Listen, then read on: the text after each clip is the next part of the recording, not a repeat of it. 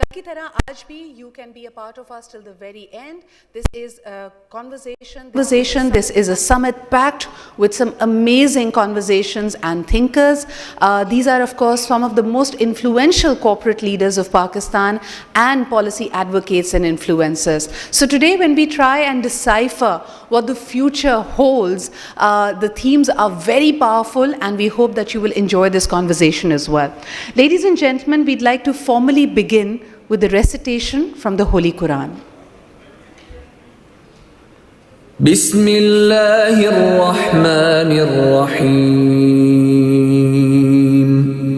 Qul huwa Allahu ahad, Allahus samad, lam yalid wa lam yulad, wa lam yakul lahu kufuwan ahad. Jazakallah khairan. Ladies and gentlemen, may I request you all to now rise for the national anthem of the Islamic Republic of Pakistan.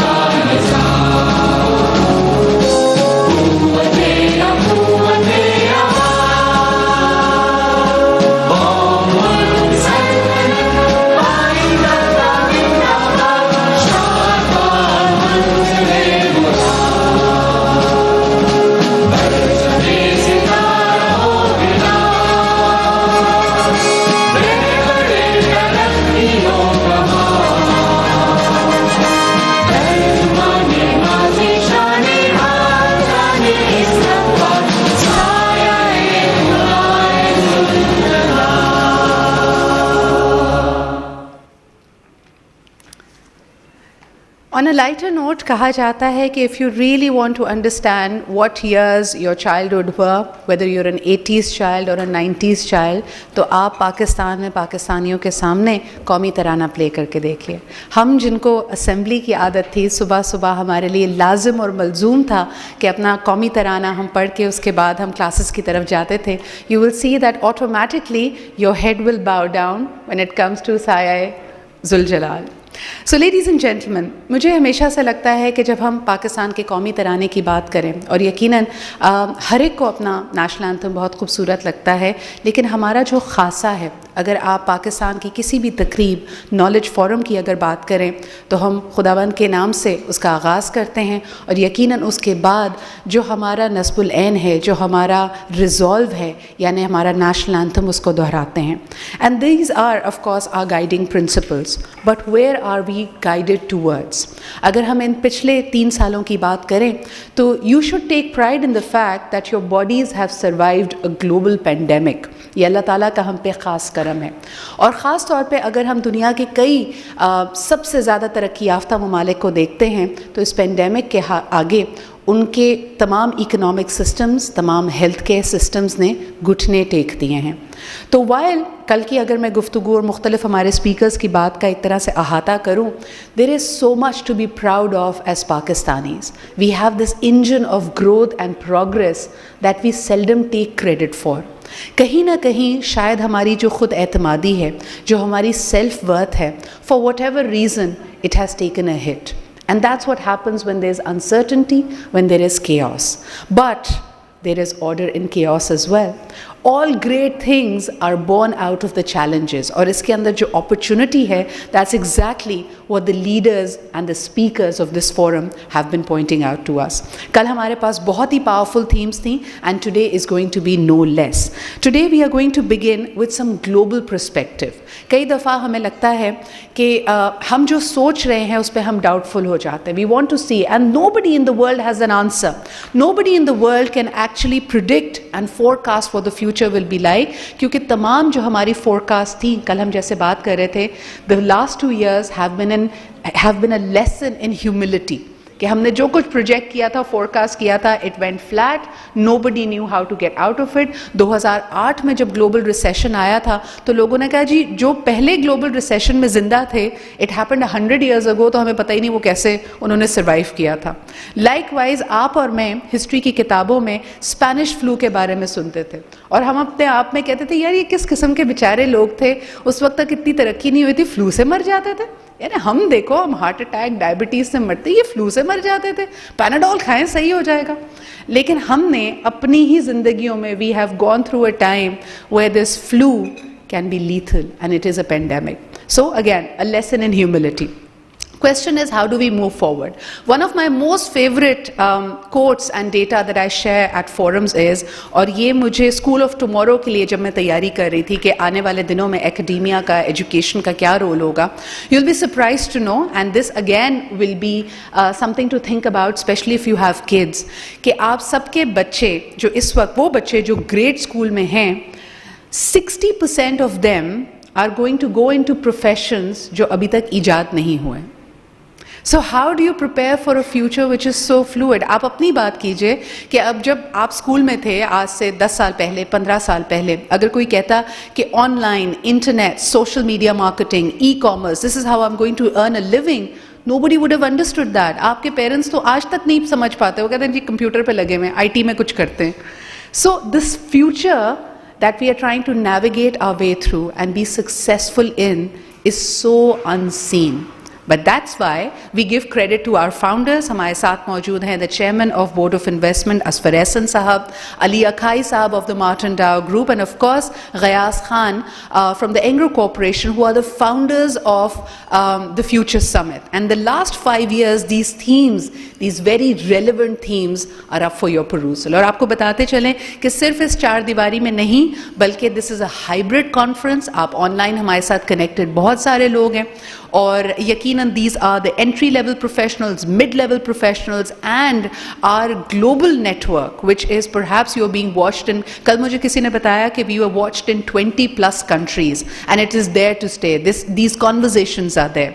इस वक्त भी जो लोग हमें online हमसे connected हैं, you're watching us live on the Nutshell Group का Facebook page, Martin Dow का Facebook group, and of course the Nutshell Forum YouTube page. और अगर आपको इसमें से कोई भी truth bomb, कोई wisdom nugget पसंद आए और आप उसको आगे लोगों तक पहुंचाना चाहें, please do use our hashtag which is the Future Summit and also TFS. कल मुझे बताया गया कि एहसान मलिक साहब की speech, इसके अलावा Ghiyas Khan and a number of our speakers became your favorites, and in Pakistan हमारा Twitter hashtag ट्रेंड कर रहा था. Future summit was actually trending on Twitter, and I think इस बात पे तालियां तो बनती हैं.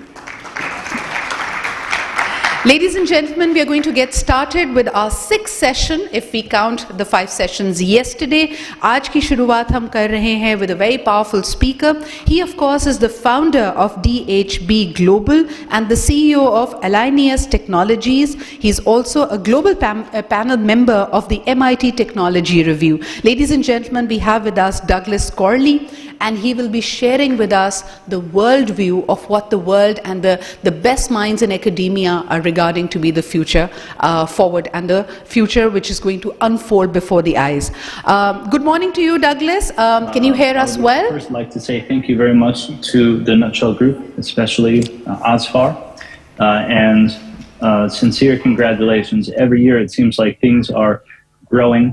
So I saw the list of sponsors and I saw the list of speakers, and as always, Asfar, you're doing a fantastic job. So with that, I'd like to jump into my topic, which is front and center. What's next? So as we all know, this is where we have been, and this is just a word cloud of depending on the country that you live in. This was aggregated from 10 countries in Asia. This really helps us think about where we've been.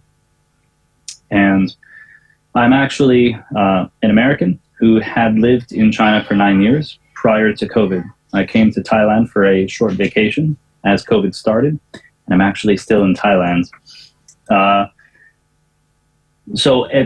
Can you all see the presentation at this point? Sorry, we're having some AV difficulties. So if not, let me know. If so, I'll continue. Okay. So this is where we have been. And for the past nearly 2 years, I've been in Thailand. And I can give you my perspective in terms of what's next from lessons learned both within China, because I'm still operating a business there, and within Thailand, as I can see exactly how an economy has worked its way through, whether it's opening up, locking down, having various testing schemes, and just trying to live with COVID as opposed to eliminate COVID. And I think I made a conscious choice to not put numbers of COVID cases, vaccination rates, etc., because frankly, I think we've all seen and heard enough of that. However, I think they are very vital. For the purpose of this, I'll give two important words. We all know one is pandemic. We all know that we've been in a pandemic. And WHO has said recently that they believe with Omicron doing its damage as we speak, that the expectation is by the end of 2022 that we would get to an endemic. And the important difference there hopefully will become clear as we walk through some of the technologies and the essentially pillars as we see here. So what's next? These are the three main things that I believe are front and center from a technology perspective, human perspective, and also a future vantage point for technology and its business. First and foremost is the role of governments versus governance. I think we're starting to see in a lot of Western countries, and in fact in many countries all around the world, a very large push for regulation, I think is the correct word, for all things technology. Whether it's Europe, 3-4 years ago with their GDPR, whether it's the US recently trying to crack down on Facebook and Meta, whether it is China and how they have behaved with regard to Ant Financial and several of the other very large companies. I think this is all changing. Business model competitiveness, not to give too much away here, but really what we have seen is the understanding from big companies and small, the value of the treasure trove of data that they have, and trying to find ways to not the old kind of phrase in technology platforms was think about the business model. If you're not paying to use the product, well, you're the product. And what we're starting to see is a grassroots change in social media platforms, web browsers, really it's ubiquitous. You name it, and I can give you an example. So, for example, many people use Internet Explorer, if you're a Mac user, Safari, or Google Chrome. I actually don't use any of those. I use something called Brave, which actually gives you the right to control any cookies that come through and actually pays you if you're going to view anything. So there are tech platforms like this. Maybe they're just not as well known, well understood, and don't have the marketing budgets to get as much user growth. The third of the first point here is geopolitics. I think the China-US dynamic is apparent to all of us.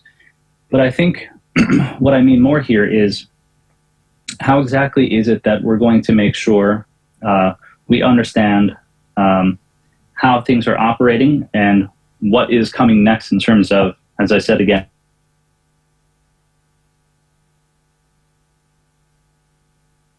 there was less than 30% of the global population that was vaccinated. So geopolitics, unfortunately, plays a large role in that. The second major pillar is rebuilding trust.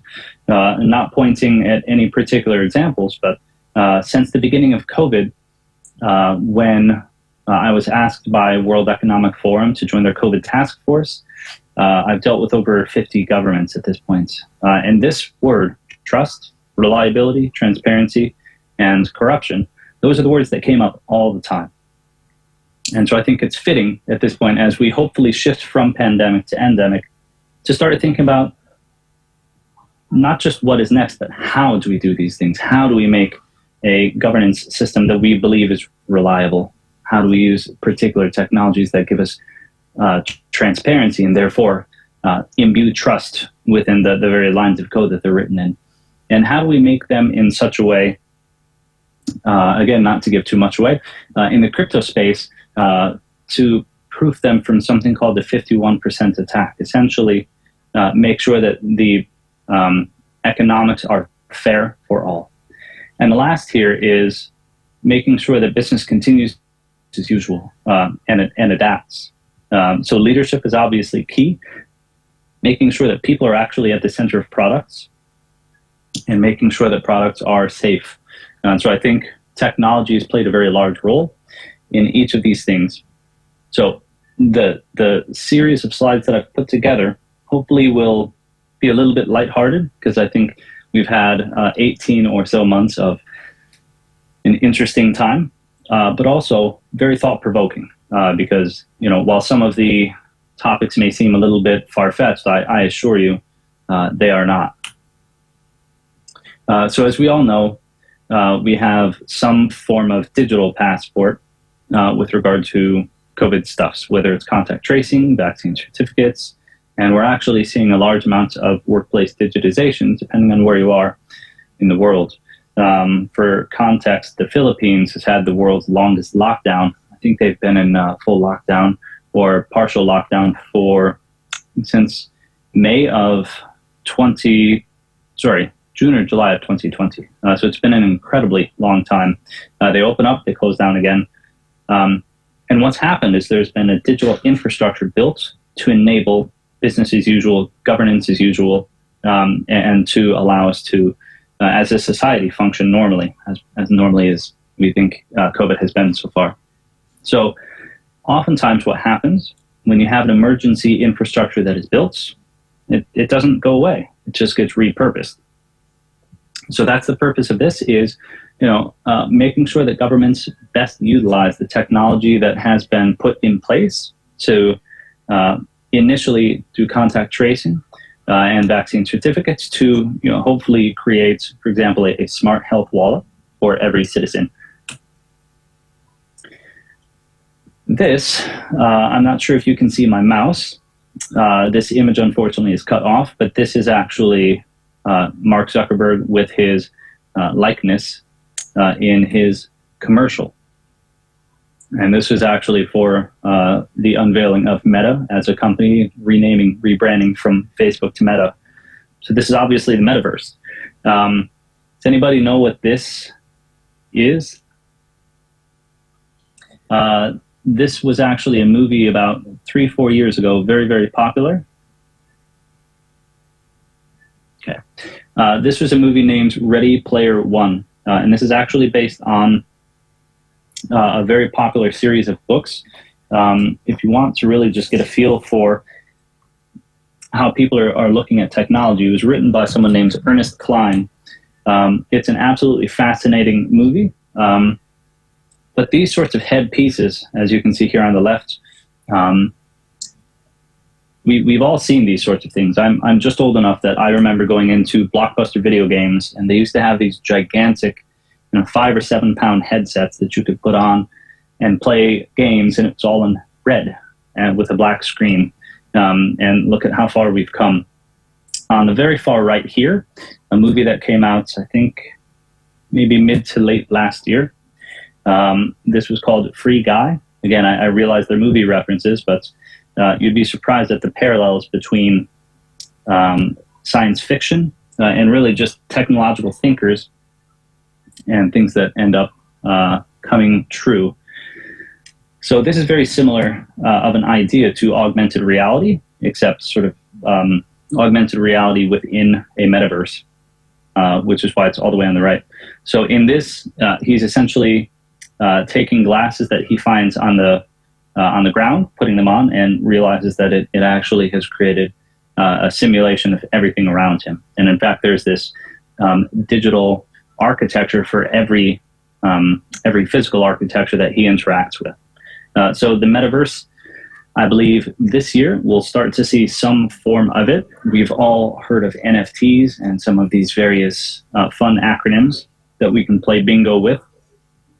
But in actuality, I think there will be the beginnings of essentially a arbitrage to try and see which of these companies succeeds. And again, Ready Player One is a fascinating movie because it tells the story of how there can be a consolidation of big companies into one big company and how these sorts of quote unquote turf battles plays out. Another thing that we're all very aware of is Mr. Elon Musk here. I'm just looking at my time, want to be able to get through these. So his company Neuralink, putting a chip inside your brain, coming to you sometime in 2022.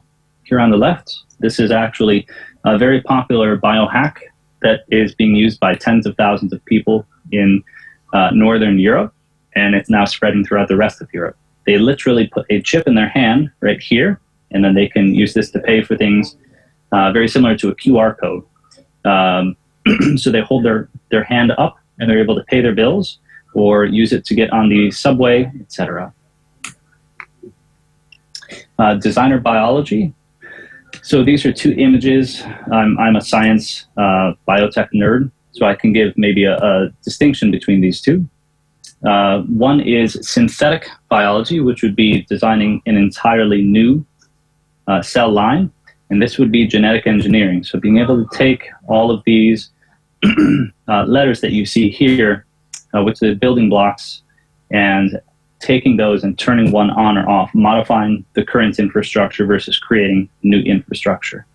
And so what we've already found is that this is being used currently for designing new drugs, for cancer vaccines. This is also being used to make food a heck of a lot safer. And in principle, this is going to be used for making infrastructure to be able to take waste particulate matter and turn it into bricks, for example. This is a very exciting area because this is an area near and dear to my heart, and I know from looking at the sponsorship wall just for a moment, there's quite a few pharma companies in Pakistan. This AI drug development market, I wanted to put these two images here because you can see just before COVID, they weren't doing much in terms of forecasting. The idea of taking computer simulations and using that to go from 10,000 compounds to one wasn't really something that we believed in as a medical community. But over the past 18 months, we've really accelerated. And here you can see, typically it takes 12 to 16 years and anywhere from $1 to $2 billion. That's correct. About 10,000 compounds in a laboratory, and you typically would have to manually do many, many tests. Now, it doesn't take the 20 years that it used to, but 12 to 16 years. And think about how quickly we were able to get vaccines. Moderna, and I believe the co-founder's name is Robert Langer, said as soon as they had the genomic sequence from China for SARS-CoV-2, they were able to sequence a potential compound within 48 hours.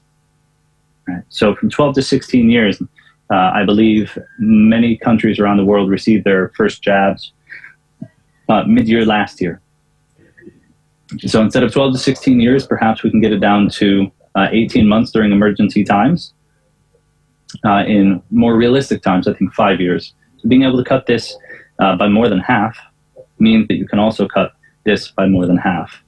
And what likely is going to happen is, again, use whatever phrasing you like, precision medicine, personalized medicine, patient-centric medicine. It all has the same core principle, which is things coming back to what helps the patient the most.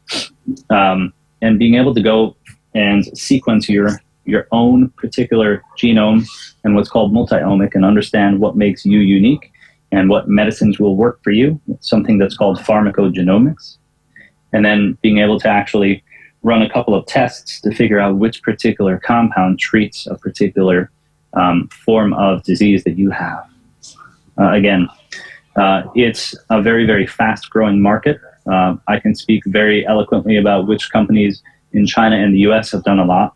And in my desktop research, I haven't come across many other parts of the world that are doing this yet. So for that, and again, with pharma companies in the audience, I would just mention the heterogeneity of data required to be able to take these 10,000 compounds and identify that one final compound, that's the key. So really being able to understand the data sets that we're working with.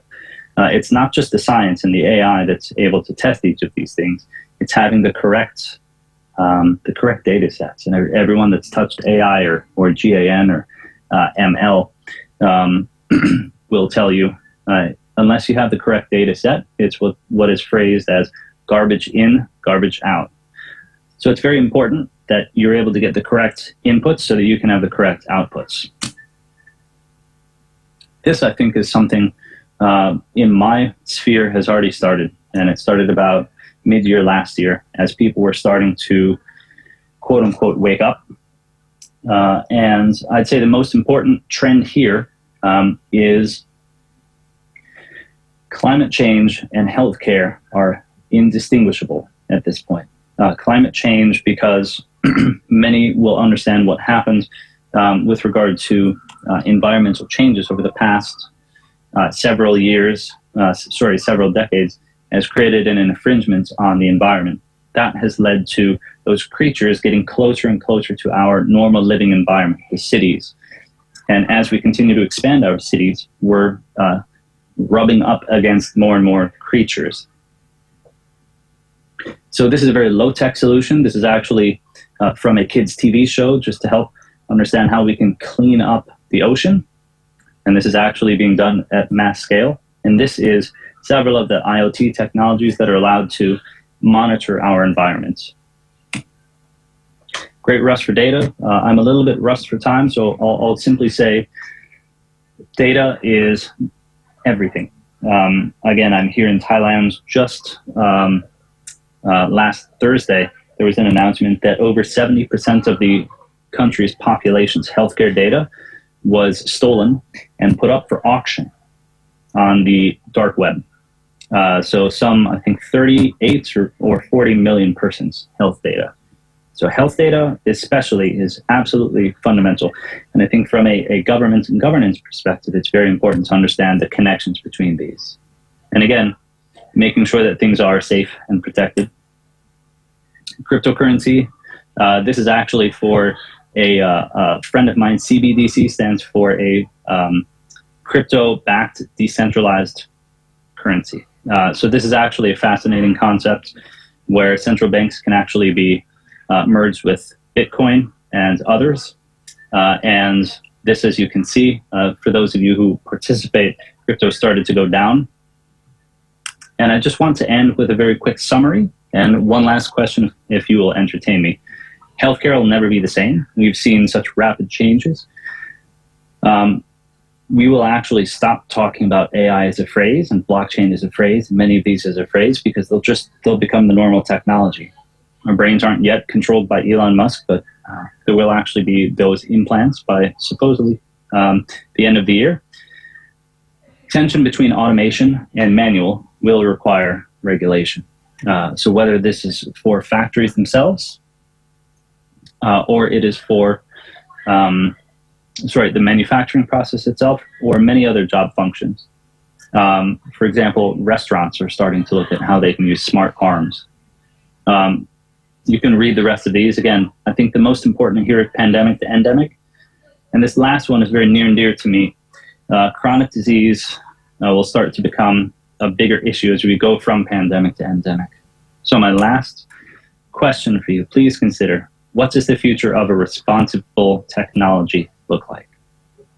So with that, I'd like to say thank you so much. And again, best wishes for everyone. Hope to see you all in person very soon. Thank you.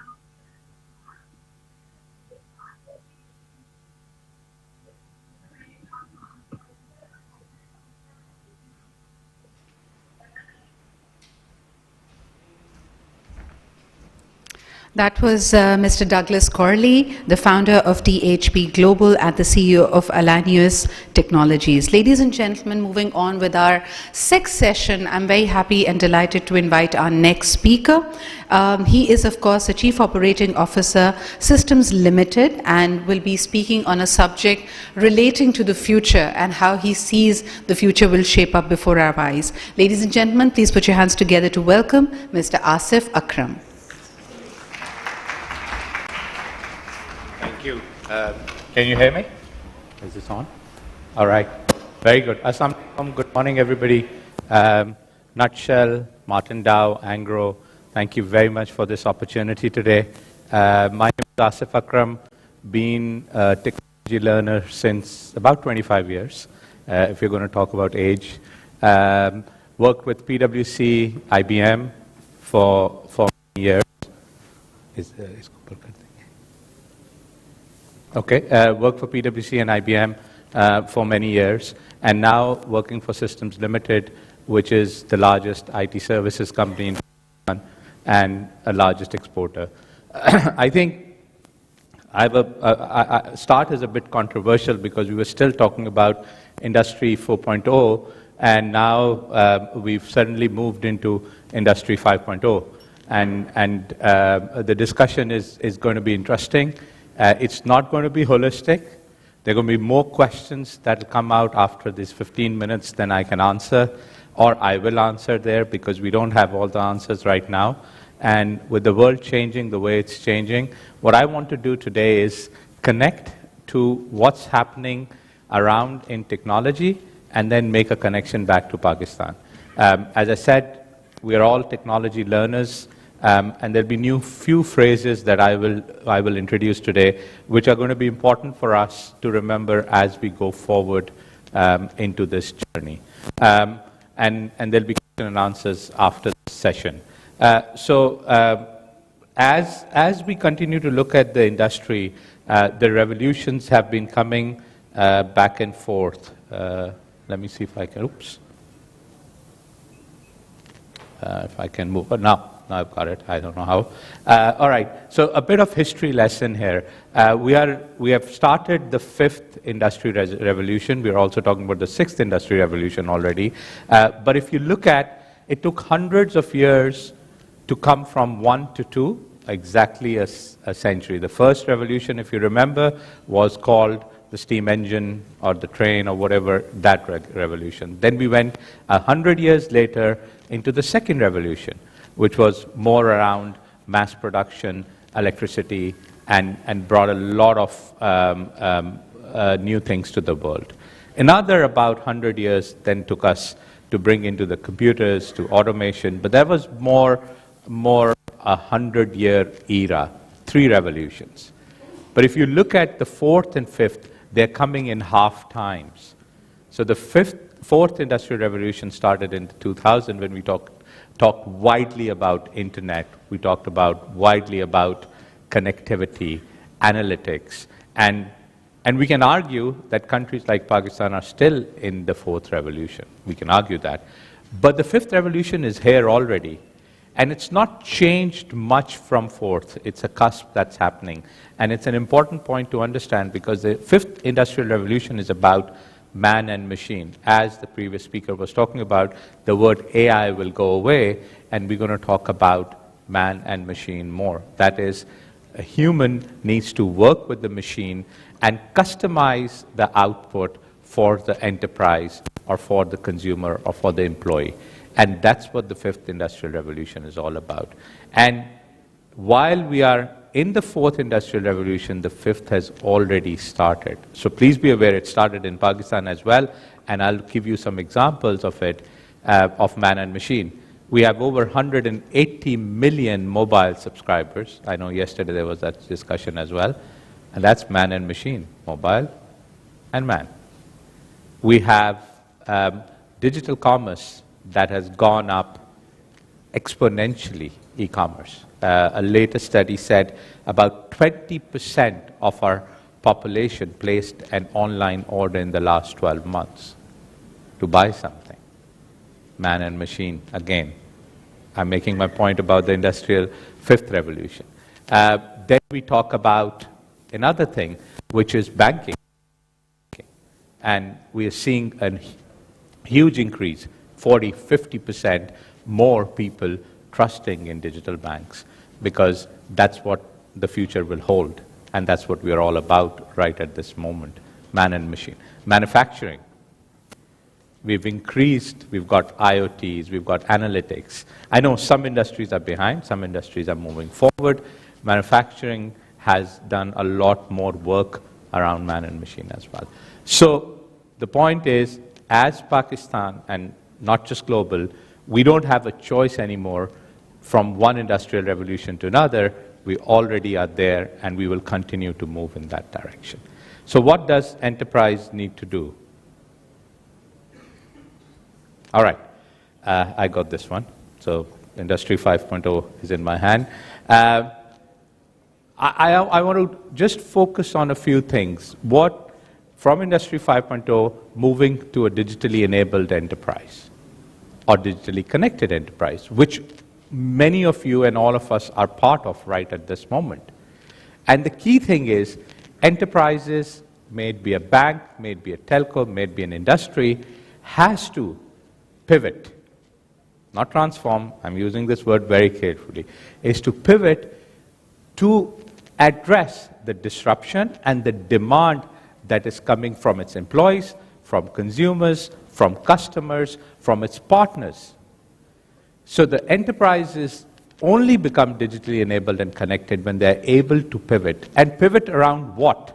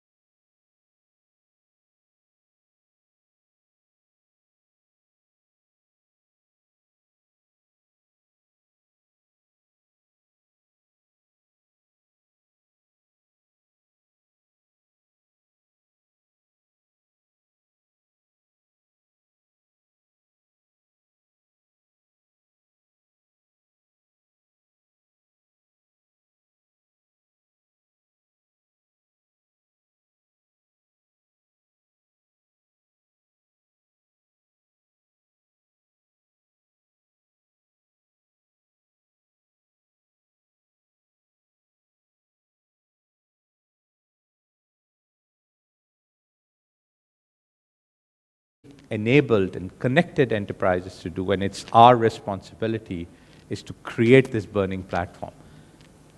Mr. Board, Mr. CEO, Mr. CXO, if we don't do this, which is automate this, take this on cloud, make this digital, and it's all available. I'm not talking gibberish or Chinese here. It's all available in Pakistan. We will have a survival problem in the next year. So I'd like each one of you to create this burning platform, even if you're growing. When the companies are not growing, they have problems, the burning platform does get created. But its key is when it's growing How do you create that burning platform? If you look at Pakistan, I talked about retail, I talked about banks, I talked about telco. I can talk about many industries. Yes, education and healthcare are still behind, and we have to do much more investment in that. But every other industry has a role model, from a digitally enabled and connected enterprise. I'll give you examples, and I can bet on it 90% of this example is correct. Your employee experience from the day that employee, he or she joins to the day he exits, is a very bumpy experience. When I say bumpy, I'll tell you how. When they come in, we're not able to give them access to everything that they need. Access is asked one by one. All right, I need to access this, I need to access that. Imagine if you had a digitally connected dashboard for your employees when you're onboarding, based on their role task, you're able to give them all accesses on day one, get them the right tools on day one. How much productivity will you save? That's Industry 5.0. Similarly, when they exit, I can bet if you look through your databases or your employee records, you will have many formal employees who still have accesses within the organization. They may or may not be using it, but they may be there. Can you make sure that they exit on the day, exit your digital systems the day they exit? Those are burning platforms. Similarly, customers. Are you being customer-centric or not? Technology is there. So let's move forward with this discussion. And I'd like to, in the next minute, like to discuss 4 key exam questions. What do enterprises that have successfully made the transition from this to a digitally enabled organization have in common? How do enterprises get digitally enabled? What are the signs, and I'll talk about some of the signs that are there for your organization and for you to say, oh, I'm a digitally enabled organization, or what do I need to do to get there, and what do you think are the benefits? So I call them the 4 key exam questions, and there could be more. Maybe you would have asked that, but I like to answer that for us to look at organizations that have successfully transitioned into digitally enabled organizations. There are some key signs. One of the key signs is your organization customer-centric?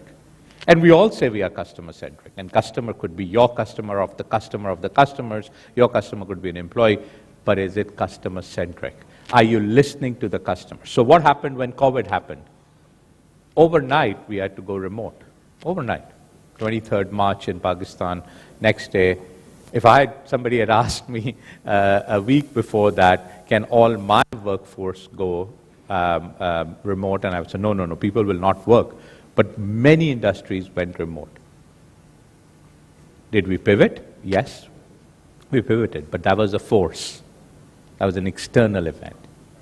But if that external event doesn't happen, are you still listening to your customers? Are you still listening to your employees? That's customer centricity. Second, are you calling out the dangers, and are you aware of the dangers that you can fall into if you don't pivot as an industry? Is that conversation happening? Not putting the food on the table today, but is that future conversation happening?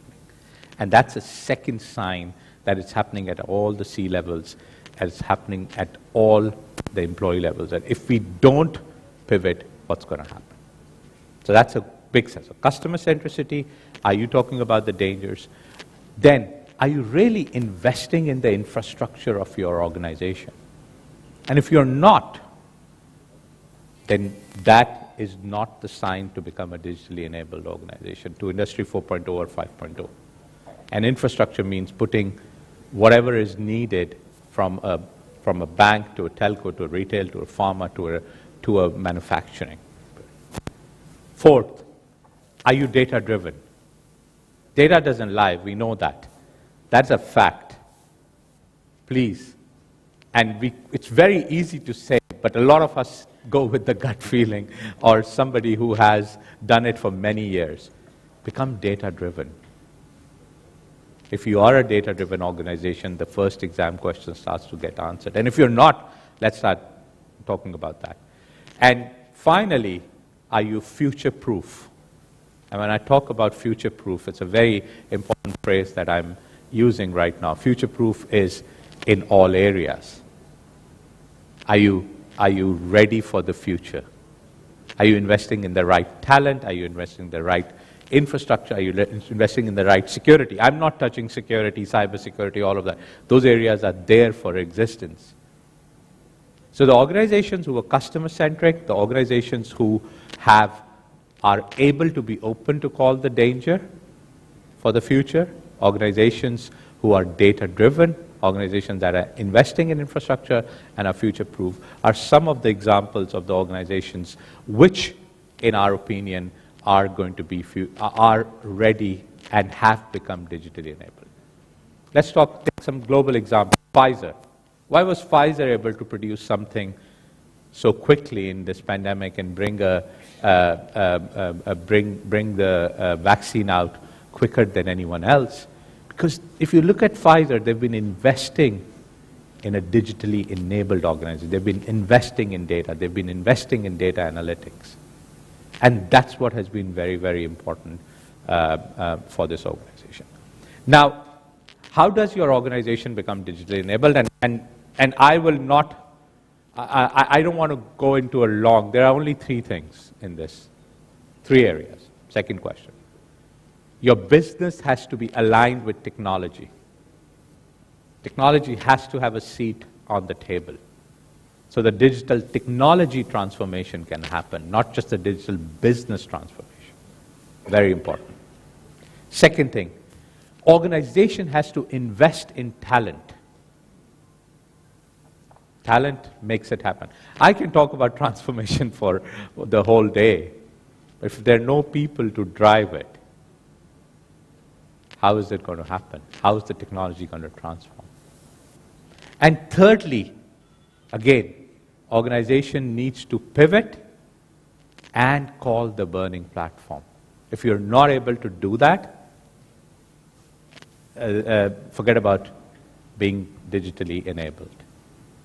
Third question. Let's ask some things in our mind which can prove, are we a digitally enabled organization? First question I ask everybody, is your email on cloud? Very basic question. And if it's not, then do ask a question to yourself. Are you using cloud technology? I'm talking about digital technology transformation. Are you using cloud widely in your organization? And if you're not, then you're not ready to become a digitally enabled organization. Are you putting enough budgets, enough infrastructure budgets in your daily meetings? And are you talking about that? And if you're not, then you're not a digitally enabled organization.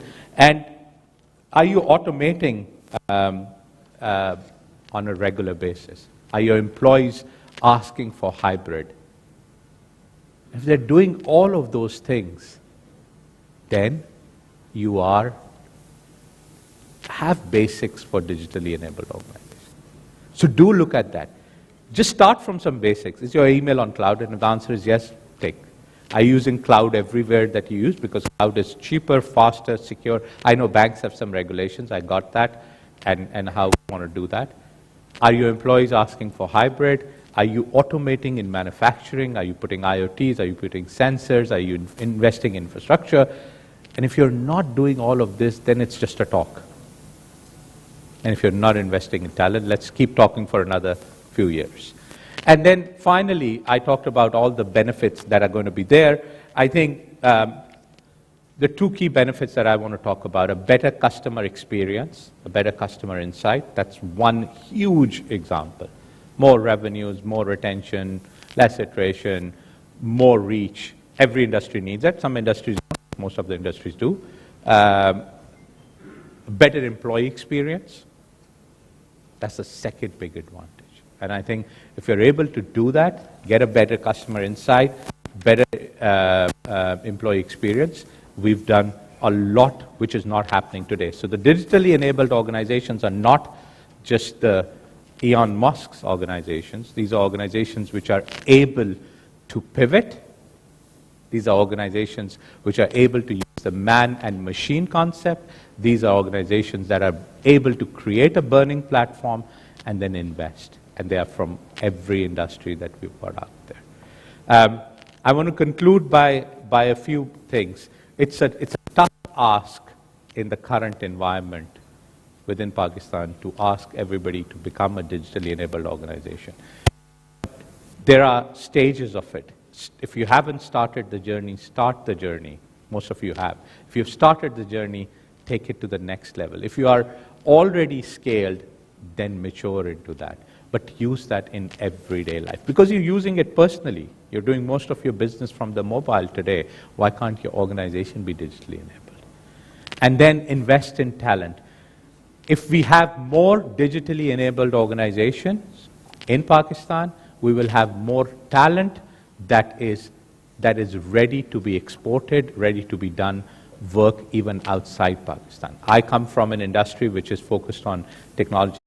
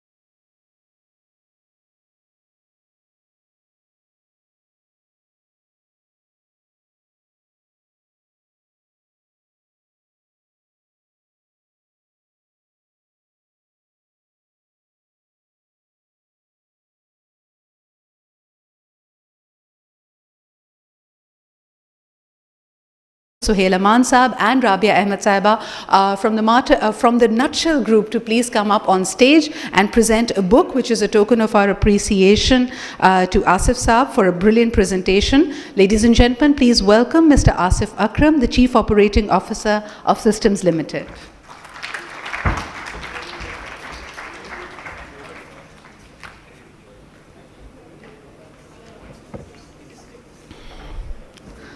This is a brilliant coffee table book that is titled as Echoes from the Past, rather poetic as we are presenting it at the Future Summit.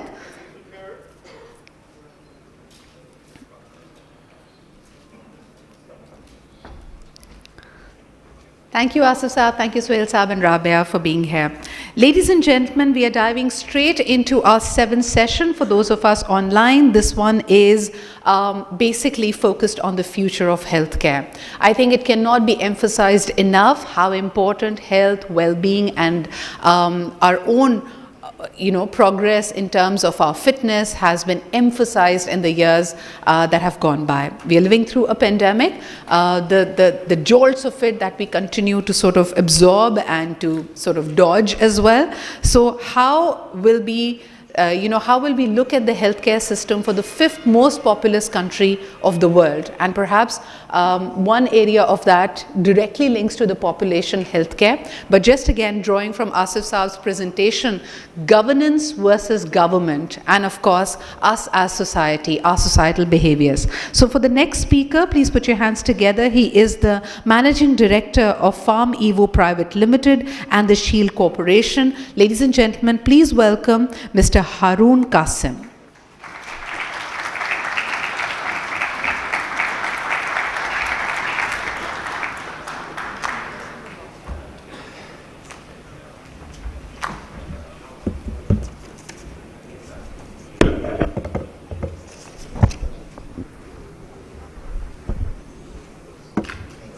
I need this. Excuse me. Bismillahirrahmanirrahim. Assalamu alaikum. First of all, my deepest thanks to Nutshell Forum for having me in this session for the healthcare. I recall we had the same session during the pandemic, which was in November 2020. So it's almost 1 year and few months we are back with a bigger audience and also a bigger virtual connection that we are having today. First of all, let me admit what Mr. Asif just said about your emails on the cloud. So I am on the cloud about few months back only. So I am going into the 5.0 phase right now, personally, and of course our organization as well. If you recall, in March 2020, the world all of a sudden stopped, and we all had to go to our homes, work from home. We couldn't fly, so everything got stationed. And I remember my son, who was studying in London, had to fly back on a one-day notice back home, and he finished his schooling online. He did his exams online. So, the almost 1.5 years, and we are going into the 2nd year now, it seems the COVID is ending or, getting lower in its variant. So hopefully in the next few months or a year or so, we will know how better to handle this corona or the COVID-19. The healthcare fascinates me. I'm not a healthcare expert, neither I am by education, neither I am a health pharmacist or a doctor. My education, I'm a professional qualified accountant, but it amazes the healthcare, the challenges that we have, and over the last 25 years I've spent in healthcare, running a pharmaceutical company as well as serving on many of the hospitals in the city Karachi. So it amazes and it really excites me, the healthcare subject, especially after the COVID, what we learned, the healthcare, the importance of the healthcare, how healthcare has become all of a sudden important in a country like Pakistan, which is a very young population. And what I heard in one of the few presentations few days back, that until 2050, this population will still be young to have the healthcare that we would need. So it excites me as well as to present you the future of the healthcare. And some of the discussion which I'm going to have has been done by Douglas in the first presentation early morning. So this will give you the reassurance that in Pakistan, we are also going towards the future of the healthcare. The trends that we are, which are in the West, are gradually picking up in this country as well. So let me dive into my presentation, the future of healthcare. But before I go into, let me take give you few highlights, few data, which will give you the importance and which will give you the briefing, the how important the healthcare is. The life expectancy has increased from less than 30 years to 72 years, and after 2 centuries of progress, we expect to live much more than twice as long as our ancestors.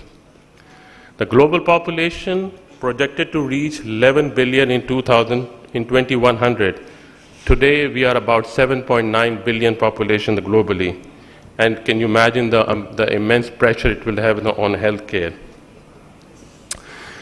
Let me dive into the presentation. By 2050,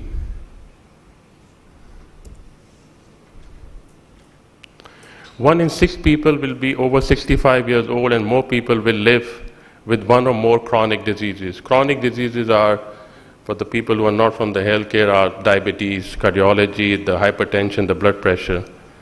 And the population growth, aging, and the emergence of personalized medicine, which Douglas talked about, will increase demand for services and affect the performance. And I just talked about how the COVID-19 has revealed how vulnerable the healthcare industry is to change.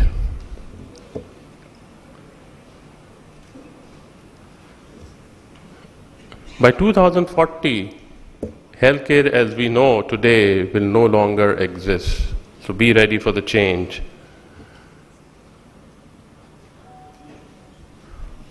In medicine and healthcare, digital technology, today's technology could help transform the unsustainable healthcare system into the sustainable ones, equalize the relationship between medical professionals and patients, provide cheaper, faster, and more effective solutions for the diseases. I'll share a data with you here, which I was actually reading last night only. The Economist magazine talked about this exact topic which I am actually speaking to you today. The healthcare consumes 18% of the GDP in US, 18%, which is equivalent to $3.6 trillion, $3.6 trillion a year. And in other rich countries, it's about lower than 10%. Just imagine the burden on the healthcare in the US, $3.6 trillion a year. And this digital technology is transforming the healthcare in US as well as globally.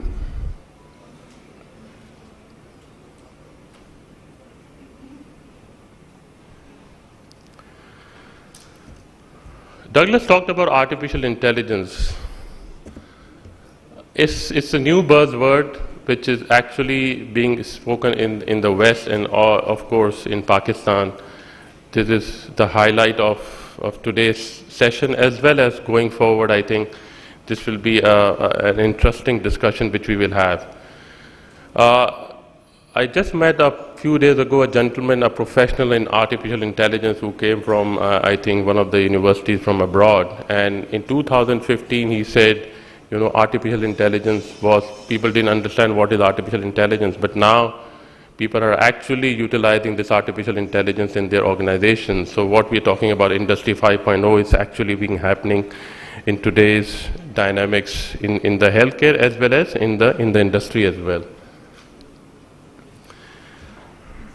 How many of us, we all know the companies Alphabet, Amazon, Apple, Meta, which was Facebook, Microsoft.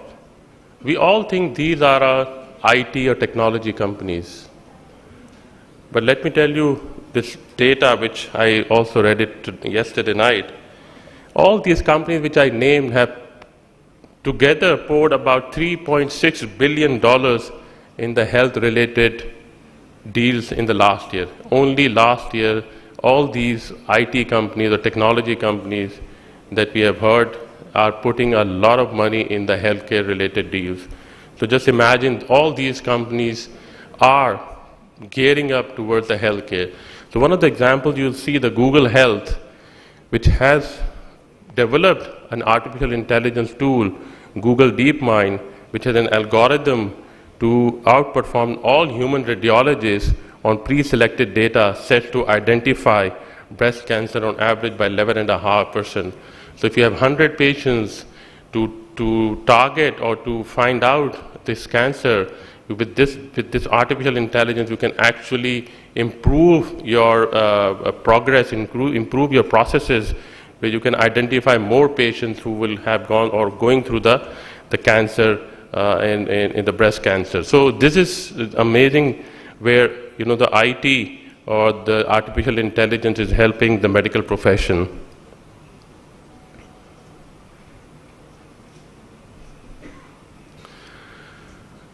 A human eye is a wonderful creature of Almighty Allah, which has tremendous potential how we can diagnose the disease.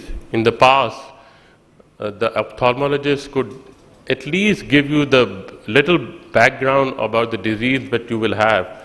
But with this artificial intelligence, with the machine learning, you can actually profile the personality and the diseases that you will have. So the Google has come out with artificial intelligence program where you can actually do the retina scanning and find out whether you are having diabetes or you will have diabetes or blood pressure.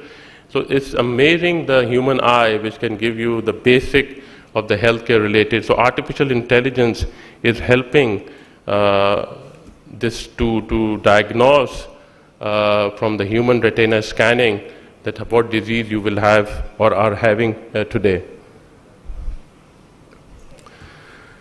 Douglas talked about virtual reality. It's changing the lives of patients, and in virtual reality, I'm sure the young audience which is sitting here must have gone through, the people who love the games, they have the Google Lens where you can actually be, the player or play the game in the virtual reality. So just imagine with this virtual reality how the healthcare can progress dynamically and progressionally in the future as well. So these are the few companies which are actually helping the healthcare industry to outperform or to have the results of the human diseases and helping the virtual reality to the physicians especially, who can use those devices, artificial intelligence and virtual reality, which can give you the basic information about the human. There's a brief video, about a minute, I think.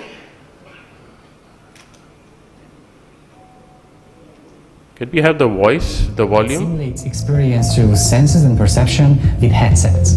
It differs from augmented reality or AR because VR creates a fully immersive environment and completely shuts out the outside world. On the other hand, AR complements the real world by projecting digital information onto the existing environment. VR has a huge potential in healthcare. Medical education, surgery, rehabilitation, psychiatry and psychology could all benefit from it. Baron Spiegel and his team introduced VR worlds to their patients to help them release stress and reduce chronic pain. Psius offers VR treatment for fear of flying, animals, or public speaking. Moreover, VR could make needles more tolerable for kids. The VR vaccine campaign battles children's fear of taking vaccine shots by creating a virtual world. They can feel like superheroes building a shield against monsters by getting the fire fruit, the actual shot. Check VR out yourself with an easy method, the Google Cardboard. So this virtual reality, you can see how it's helping in various healthcare fields to the patients as well as the healthcare professionals. So the overall improvement in 230% in total score, the VR trained participants completed the procedure or the surgery an average 20% faster than the traditionally trained group. They also completed 38% more steps correctly in the procedure specific checklist. Both findings were statistically significant. So augmented reality, virtual reality is two subjects, little bit different but on the same lines, which gives you the healthcare professionals. One, the virtual reality, the other one is augmented reality, where you can actually scan the picture and work on the human body as much as you can. So you don't have to have the actual dead body, where in the past you had to have the dead body to perform and learn from the human bodies. But now with all this technology, the artificial intelligence, augmented reality, virtual reality, you can actually have more basic information about the human being. So imagine the technology is actually penetrating into the healthcare and also the human daily lives for the human beings.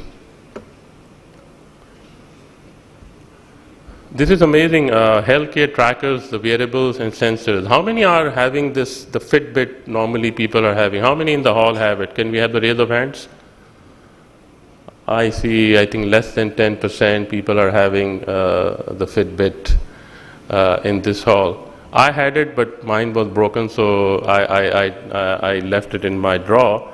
But this is something which is actually helping the human, the person to track its own lifestyle.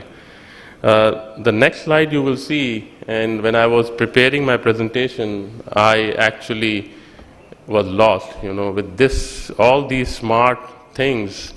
You see smart glasses, smart watch, smart shirt, GPRS, Bluetooth, smart shoes, smart socks, smart pants. I am lost as a person, we are talking about the digital technology and see how pervasive it will be into the human body. Just imagine the amount of data we will be transmitting to the healthcare professionals or to the global companies of our own bodies.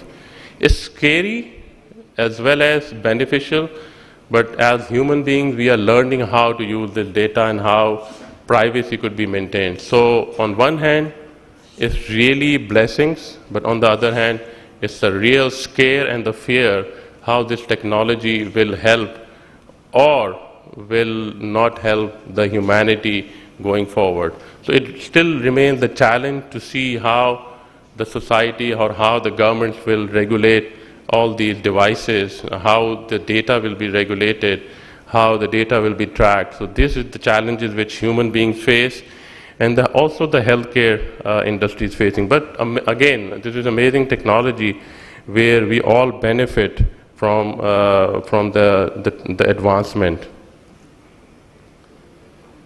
Genome sequencing, it is expected one day to order up your whole genome for less than $100. This would mean that you might have a cheaper genetic test than a general blood test.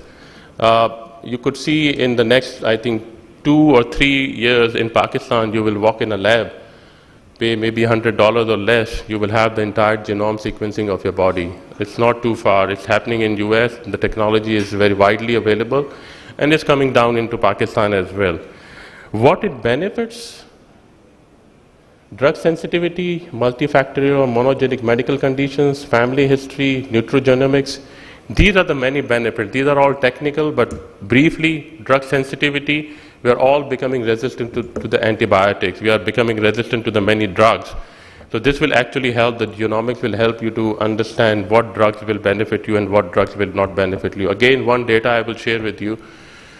50% of the drugs don't work on the 50% of the population. So if there are 100 people taking, let's say, Panadol, which is a painkiller, sorry I took the brand name, but paracetamol, which is a generic name, 50% of the people will not benefit with this medicine. So this is actual data, but with this sequencing, you will exactly know what drug will benefit you or what not.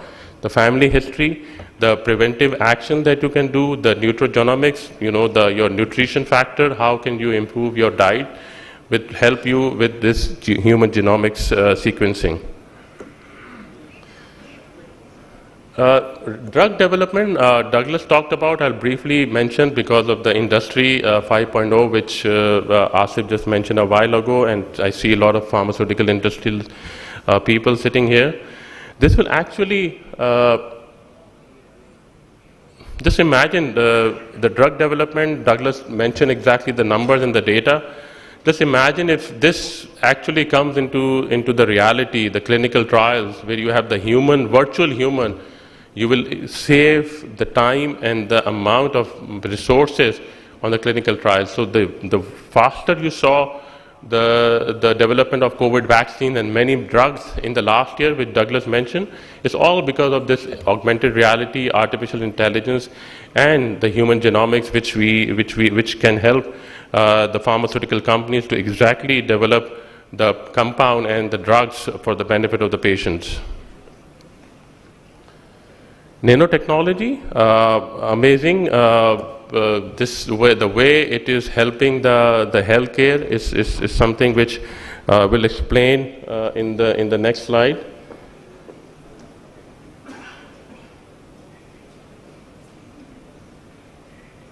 This is a brief a video about a pill cam, which is actually being ingested into the stomach lining, and actually is giving out the pictures, the scans of the stomach. And going forward, this same thing will be used for many diseases where you can actually identify what is happening inside the body. So this is actually being ingested and it will come out in the waste, but you will actually have the scans and the pictures of the human body.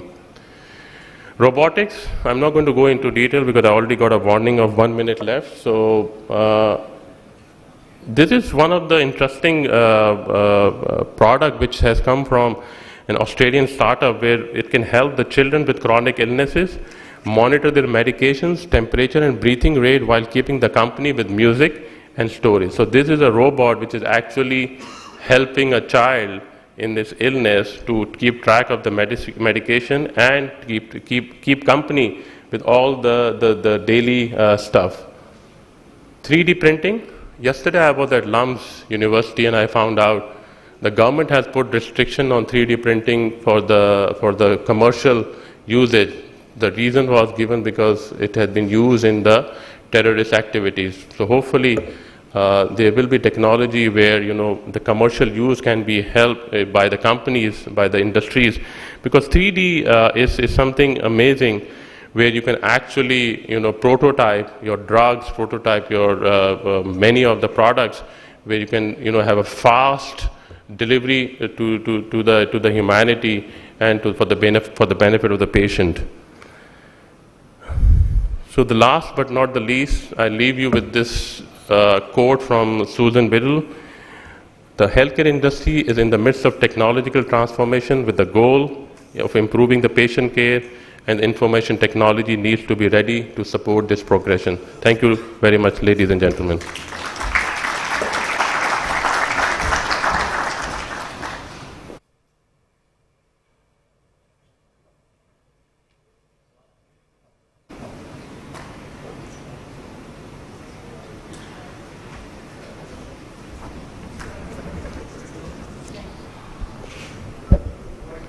Thank you, Harun Saab. From us reimagining the future of healthcare, whenever we see robots and these machines helping us take care of our bodies better, one would imagine it to be a very cold, mechanical world. But if that's the future, we can perhaps add some warmth to it, and we really hope that it works better. But more importantly, what is our social attitude towards it? Whenever we talk about healthcare in the context of Pakistan, there is, of course, a huge spectrum, and we see it being weighted at both ends of the spectrum.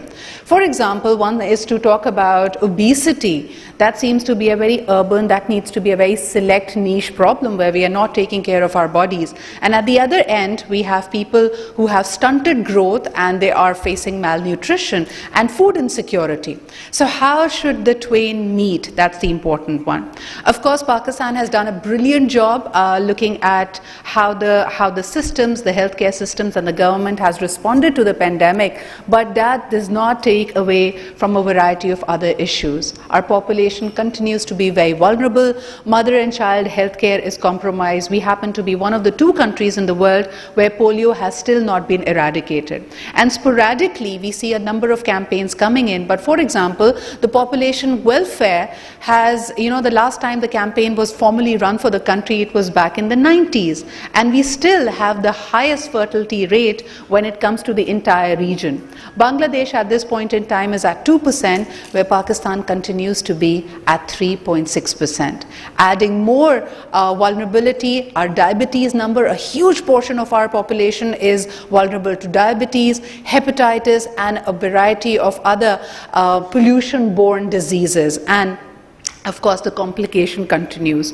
How is the health infrastructure actually evolving? What can the policy makers be looking and focusing on? Because it's a crisis and it's an emergency. So, ladies and gentlemen, to speak about this very issue, someone, I have personally interacted with on a number of economic indicators. We've had a number of conversations about the energy crisis. He currently is also the chairman of the Standing Committee on Water Resources at the Senate of Pakistan, and of course he'll be talking about the future of healthcare for the country, especially in terms of governance and policy making. Ladies and gentlemen, please welcome Senator Dr. Musaddiq Malik.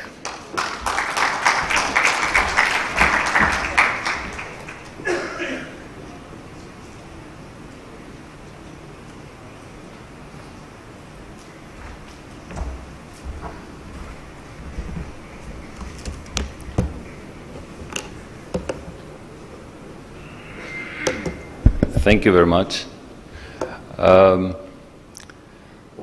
It's impossible to talk about the future of healthcare without talking about the future.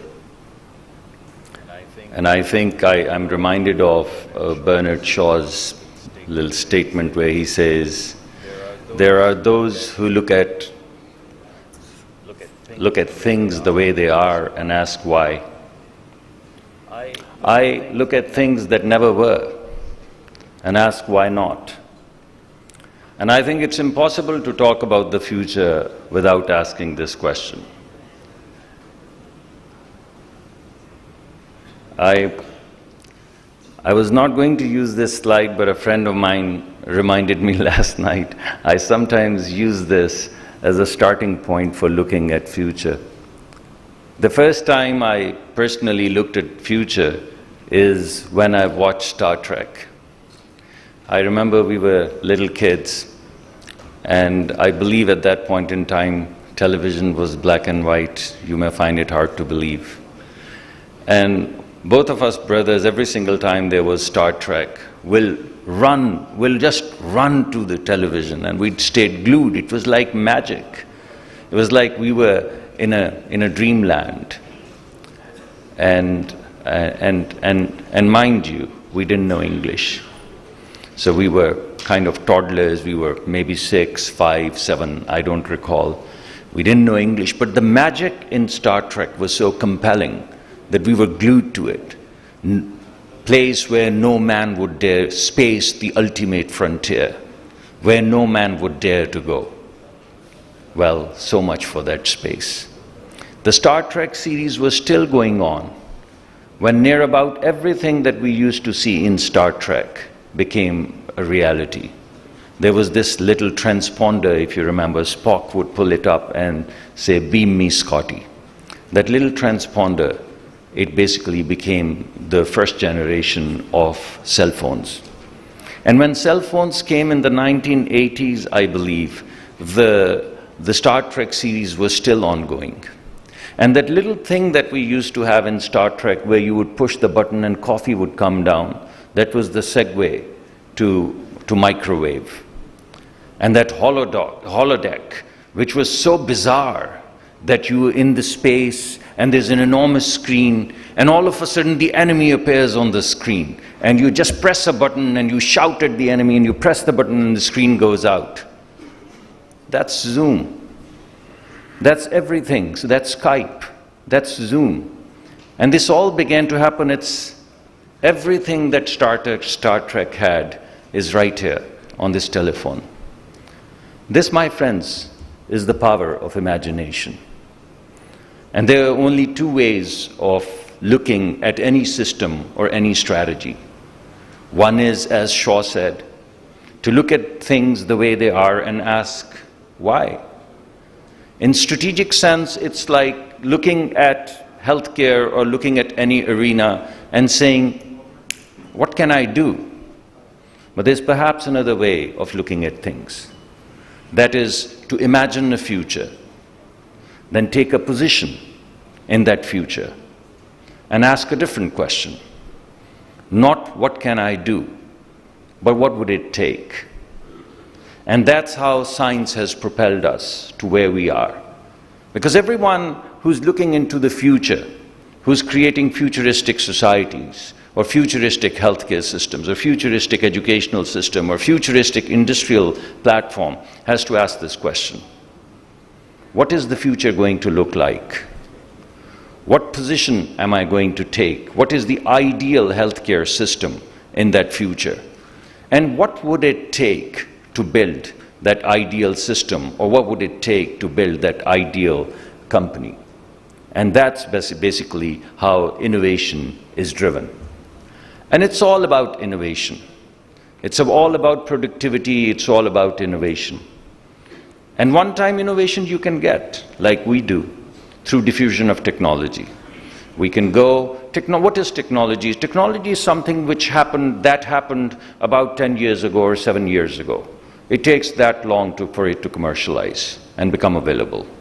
So by the time you're catching up and you're trying to import that technology, you're already toast. You just don't know that. So the underlying engine, the belly of productivity, the belly of moving into that future that you haven't seen, is innovation. So I'm going to talk a little bit about where the future is going, and I think my predecessor has already spoken about components of it.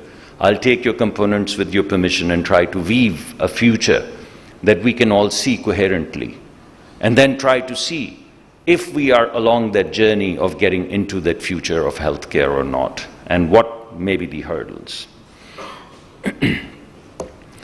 In order for us to build that future, the first thing that we have to do is look at trends. Trends are not drivers, trends are things that are visible to you. So these are generally short-term things. So what basically are the trends that we see in healthcare? We see the burden of illness increasing. And the burden of illness is increasing because people are living longer. And because people are living longer, they are having diseases of age. All of the things that you are acquainted with or you think about when you're thinking healthcare, cancer, blood pressure, diabetes, even, frankly, this little virus, COVID-19, it is selective. It is selective because it's hitting age. It's killing people who are over 65 years of age. Just like cancer, just like diabetes, just like hypertension or coronary artery diseases or syndrome X. Everything is selected and differential. And differential it is to age. So it's about aging. And as we age, and as we are aging, 1 out of 65 not shall be are over 65 in civilized, developed Western worlds. They already are. So there's a level of selectivity there. There's a level of selectivity towards death that basically compounds your age. And that is why the burden of illness is increasing. And because this burden of illness is continuously increasing, the role of policymakers and the role of payers is also increasing. In Pakistan, we've also launched a healthcare kind of system, the newly kind of launched system. Ask yourself where the financing is going to come from. If every person, 220 million people, are going to have 10 lakh rupees worth of healthcare, I ask you a very simple question. Where is the financing for 220 million multiplied by 10 lakh? And if you don't find an answer, then you should know that the demand function is going to become very, very sophisticated. And the role of payer and the role of policymaker is going to become critical. So the way you are going about selling your healthcare products, whether they be pharmaceuticals or nutraceuticals or vitamins or primary healthcare or secondary healthcare or hospice care, it's not going to be the same way even in Pakistan. This has already happened in the United States, already happened in Europe and Canada. It is now bound to happen with this insurance system kicking in. It is bound to happen in Pakistan. And very soon, you would all be thinking about the cost of healthcare. And there would be pricing pressures, and there would be formularies, and there'd be controls, and there'd be basically utilization control mechanisms, things that we haven't thought about. All we know is get up, go to the doctor, get a script, get it from wherever it is, and now that you may have insurance, you may walk into a hospital and get some care. But that is going to require a certain infrastructure which is not in place.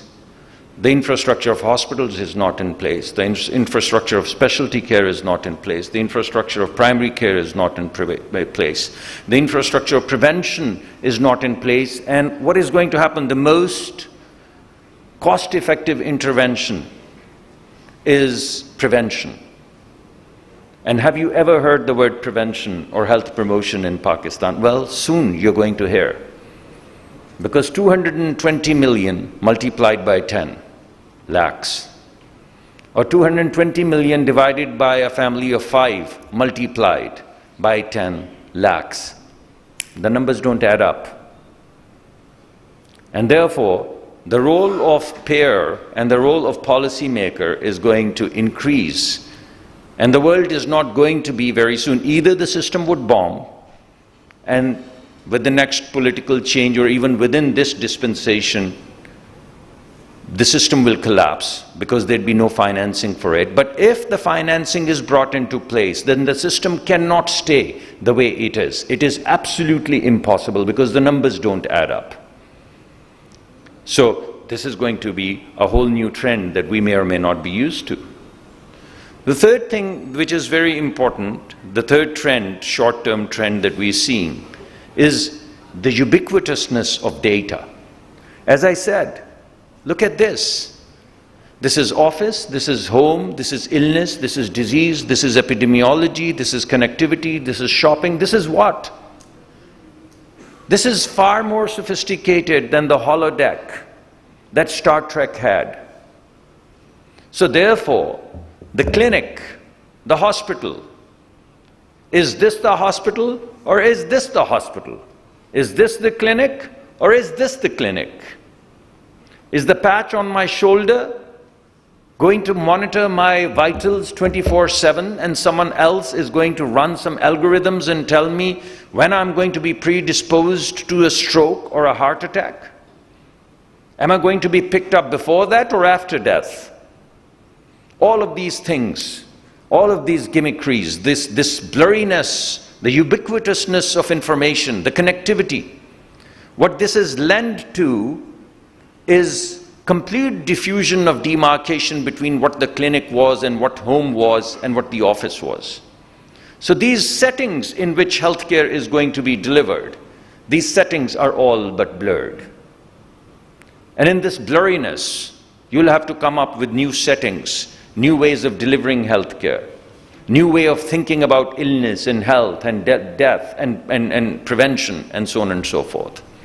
So these are the short-term trends that you have to think about. This is here and now. Nothing that I've said so far in the way of trends is for the future. This is all here and now happening. So what is the consequence? The consequence is that the future healthcare, even in Pakistan, definitely elsewhere, but even in Pakistan, is going to be number one, patient-centric. Number two, evidence-based. And number three, driven by performance.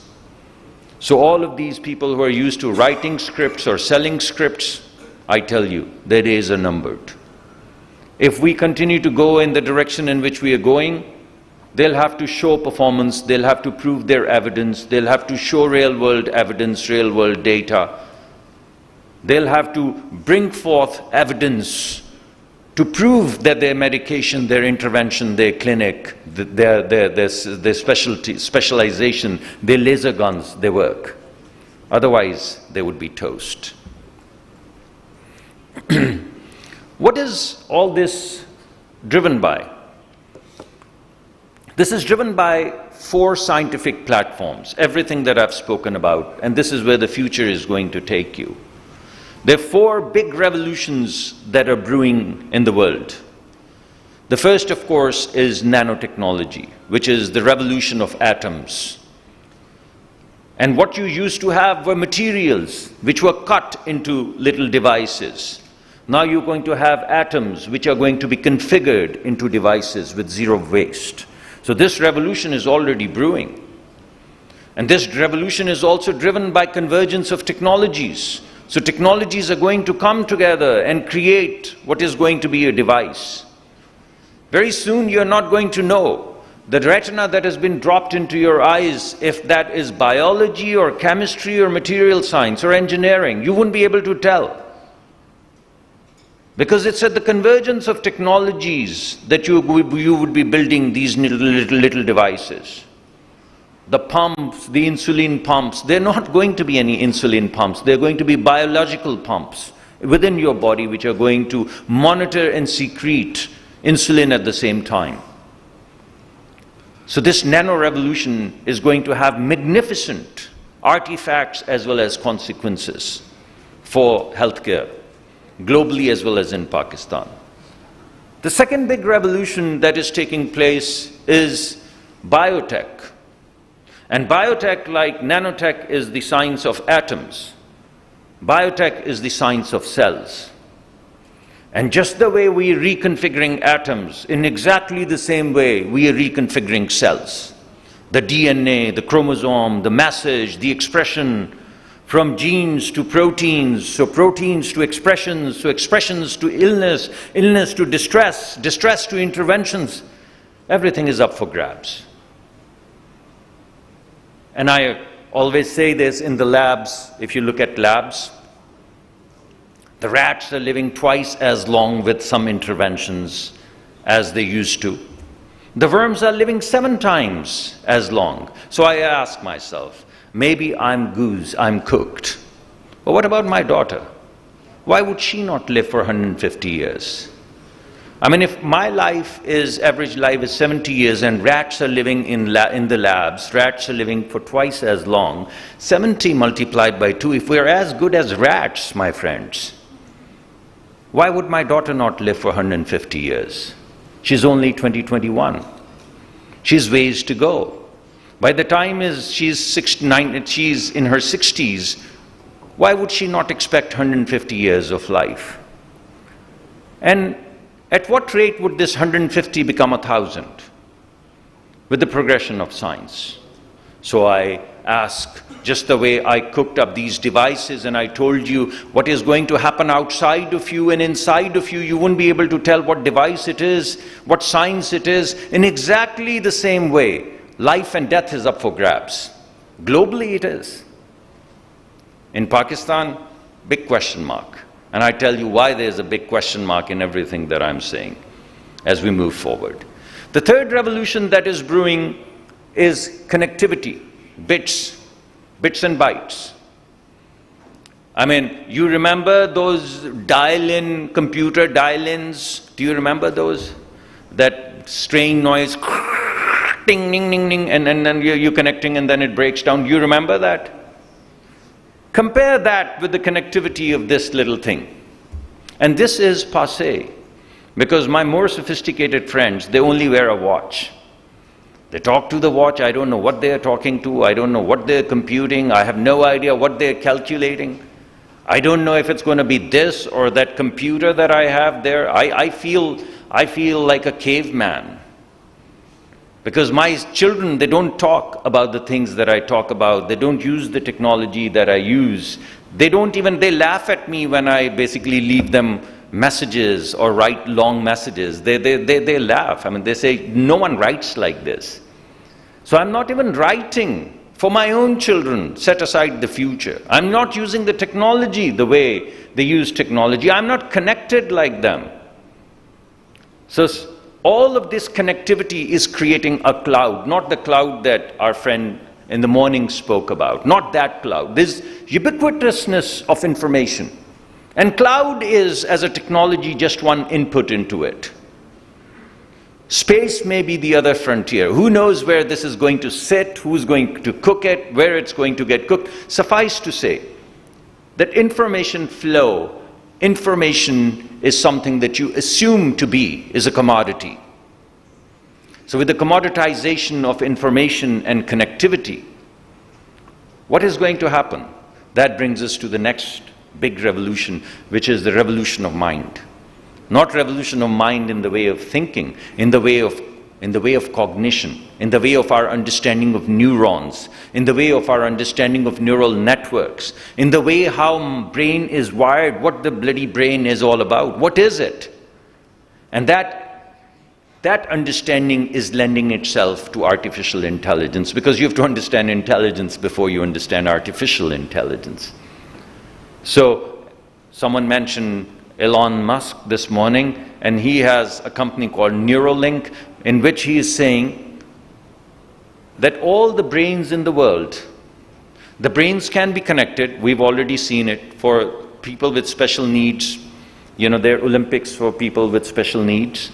And you've seen people who are completely paraplegic, completely paralyzed. They have an exoskeleton, and there's a football match, and they get up. There are no buttons, there are no remote controls. They think, and their exoskeleton is connected. You don't see any knobs getting into their heads. But the way the machine is connected with the mind, you think about getting up and you get up, and you think about walking and you walk, and your exoskeleton walks, and you think about kicking the ball and you kick the ball. Now, if all of this can happen, why can't this brain not be connected to the cloud as we defined this morning? And if all the people in the world, say 7-8 billion people, their brains were connected to the cloud, can you imagine the power of that cloud? Can you imagine the intelligence of that connectivity, where all brains of the world are connected to a centralized cloud, in which you have infinite memory and you have infinite intelligence, and you can tap into it and tap out of it and tap into it and tap out. Imagine a man with infinite memory.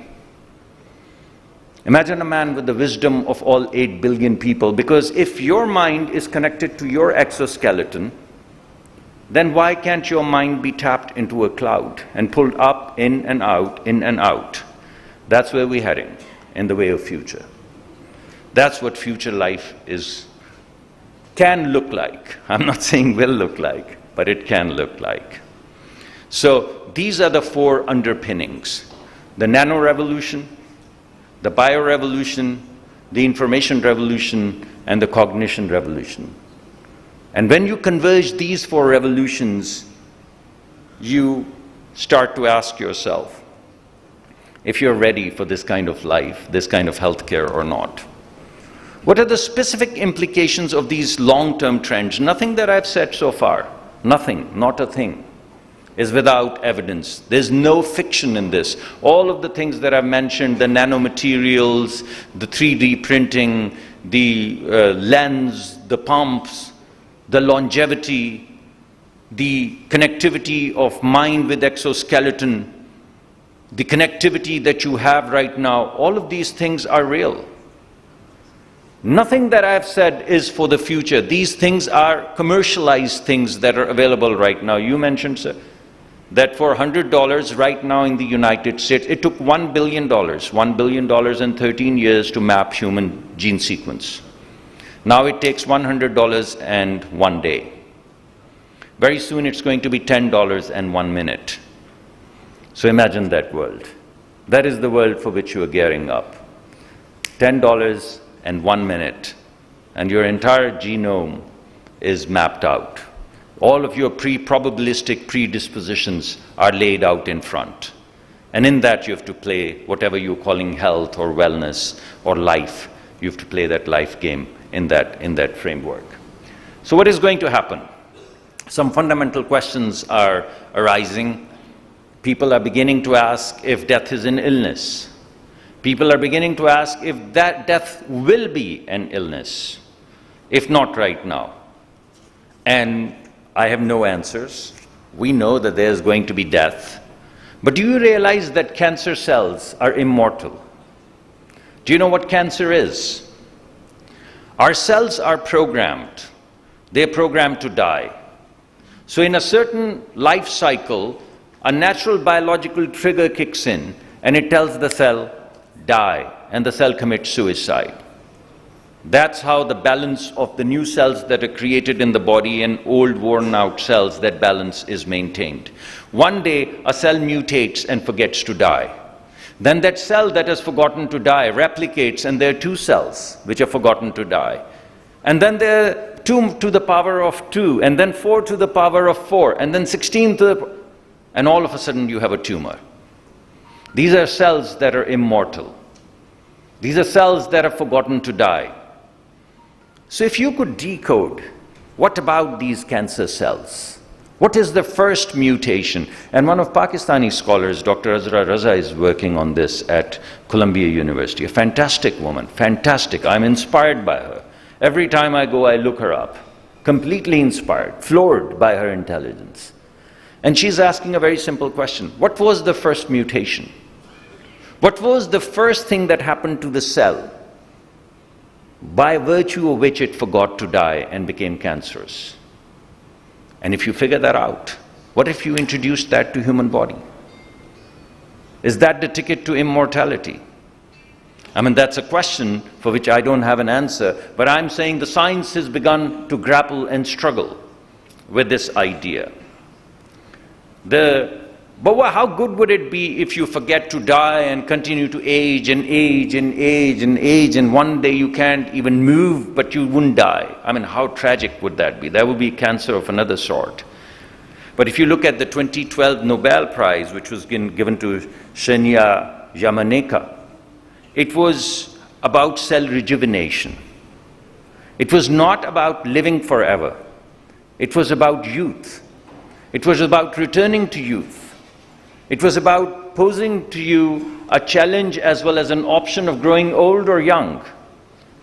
With mutation of just 4 genes, they were able to rejuvenate the cells to youth. It's at the cellular level.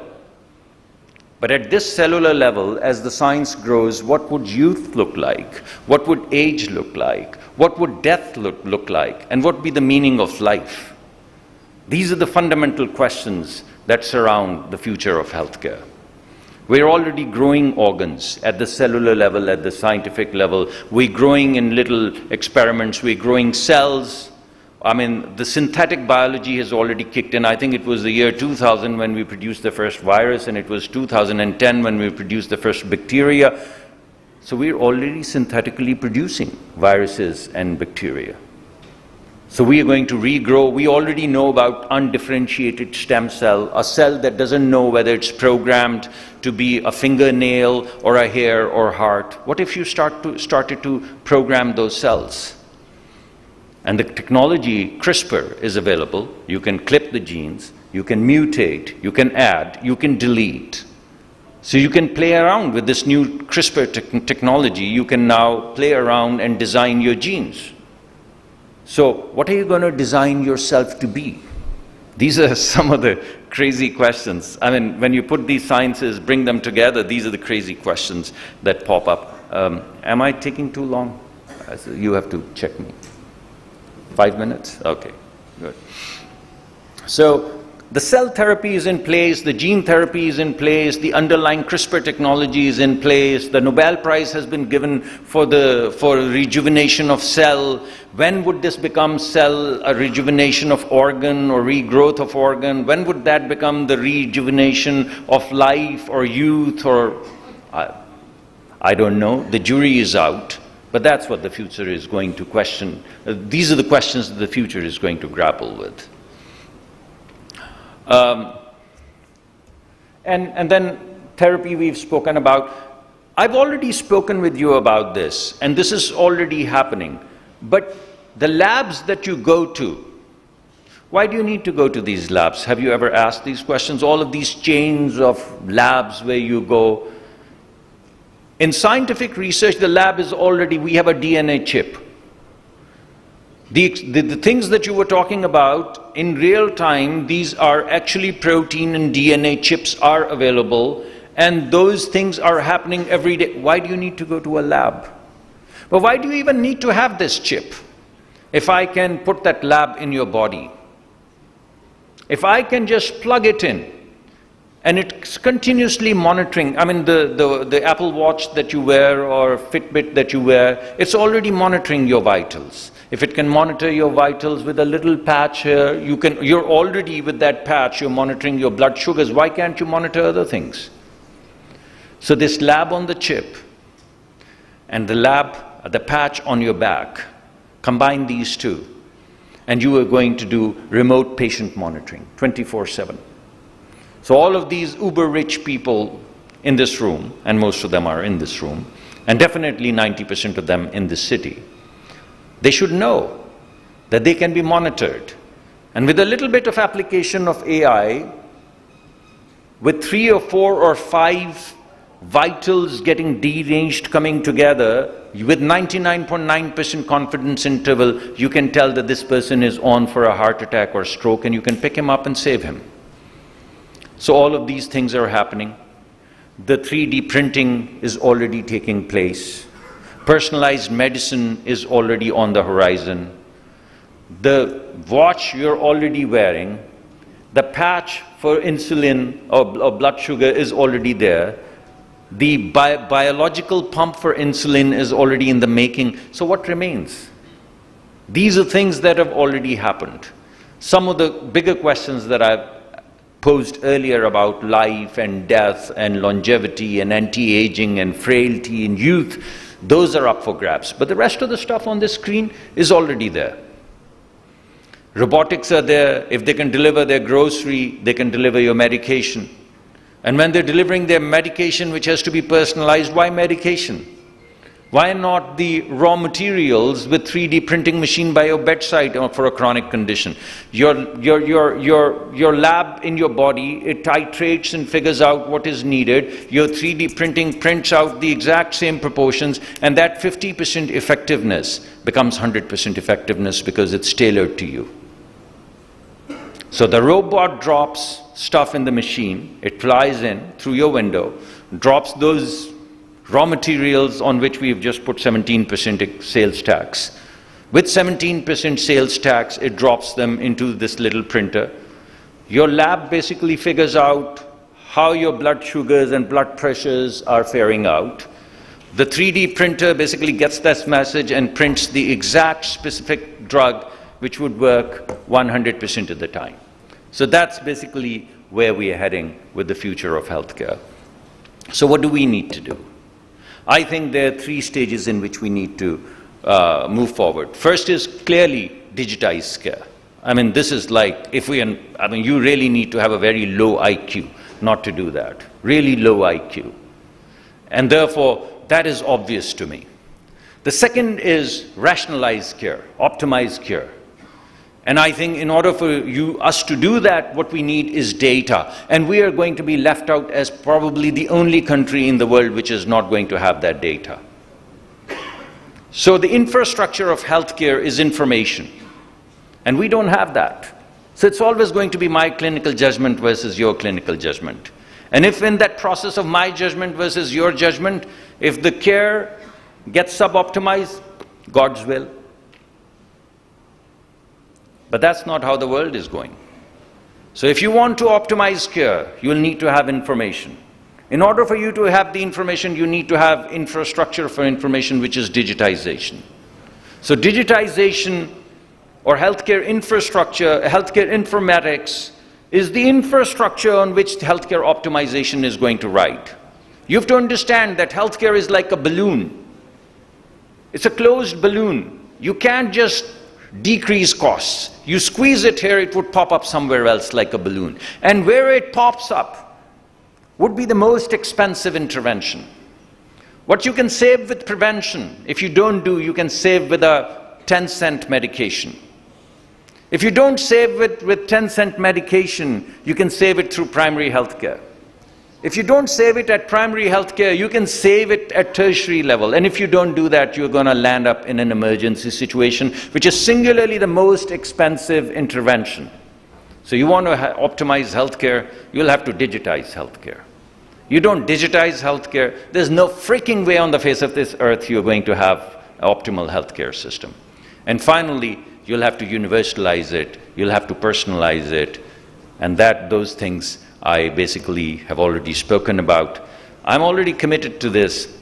So, guys, I'm doing a startup doing exactly this. Thank you very much for your attention.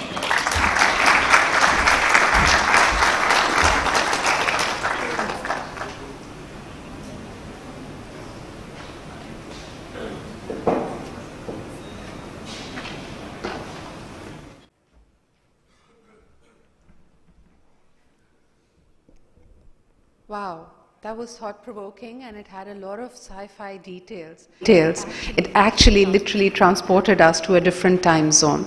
Yes, I think that is the inevitable, all the glorified dreams to be able to live forever, not to age, to have a healthy and happy life. If not for us, then perhaps for the generation to come. And you're very right to ask the questions. If we are not speaking the same language, are we at least keeping at par with the imagination of the coming generation, the Gen Z? Ladies and gentlemen, being adaptive and being open-minded is what is going to sail us through. But definitely, if we want to bring in the innovation and better governance in our healthcare system, not only do we need to stay open, but we also need to invest in these ideas. Closing up this particular session, which was all about the future of healthcare, may I once again take this opportunity to invite Air Chief Marshal Suhail Aman Saab and Rabia Ahmed from the Nutshell Group up on the stage. We'd like them to present the books to our worthy speakers.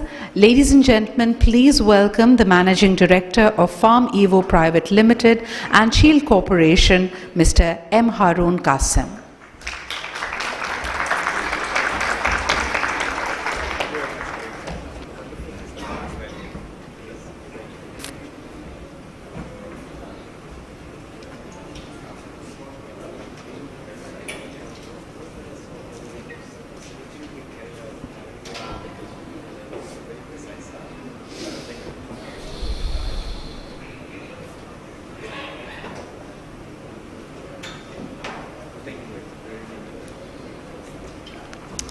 Be it be Back to the Future, Jetsons, or even the good old Hogwarts. Dr. Musaddiq is absolutely right. All that we've imagined has manifested in one way or the other. But please welcome him once again, our worthy speaker who spoke about this very interesting topic of the future of healthcare, the Chairman of the Standing Committee on Water Resources, Senate of Pakistan, Senator Dr. Musaddiq Malik.